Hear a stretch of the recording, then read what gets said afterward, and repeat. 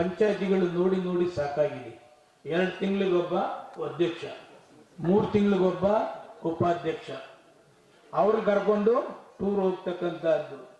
ಆ ಟೂರಲ್ಲಿ 15 ದಿವಸ ಅದೇನ್ ಮಾಡ್ತಾರೋ ಏನೋ ಗೊತ್ತಿಲ್ಲ. ಎಲ್ಲ ಬ್ಯಾಡ್ ಹ್ಯಾಬಿಟಲ್ಲಿ ಕಲಿತಾರೆ.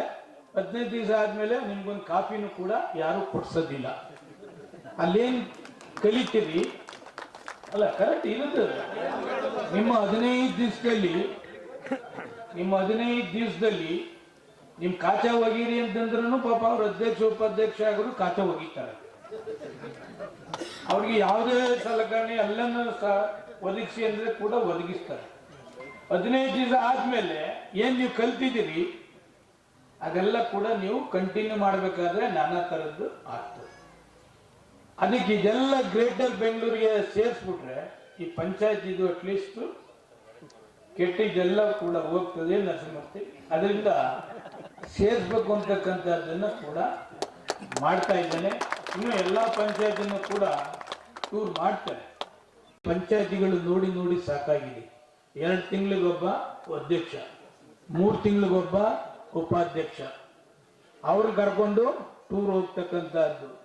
ಆ ಟೂರಲ್ಲಿ 15 ದಿವಸ ಅದೇನ್ ಮಾಡ್ತಾರೋ ಏನೋ ಗೊತ್ತಿಲ್ಲ. ಎಲ್ಲ ಬ್ಯಾಡ್ ಹ್ಯಾಬಿಟಲ್ಲಿ ಕಲಿತಾರೆ.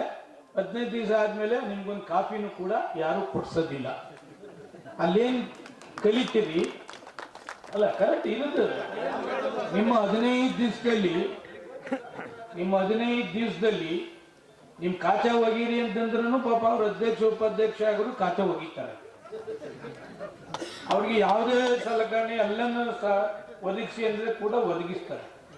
15 ದಿವಸ ಆದ್ಮೇಲೆ ಏನ್ ನೀವು ಕಲ್ತಿದ್ದೀರಿ ಅದೆಲ್ಲ ಕೂಡ ನೀವು ಕಂಟಿನ್ಯೂ ಮಾಡಬೇಕಾದ್ರೆ ನಾನಾ ತರದ್ದು ಆಗ್ತದೆ.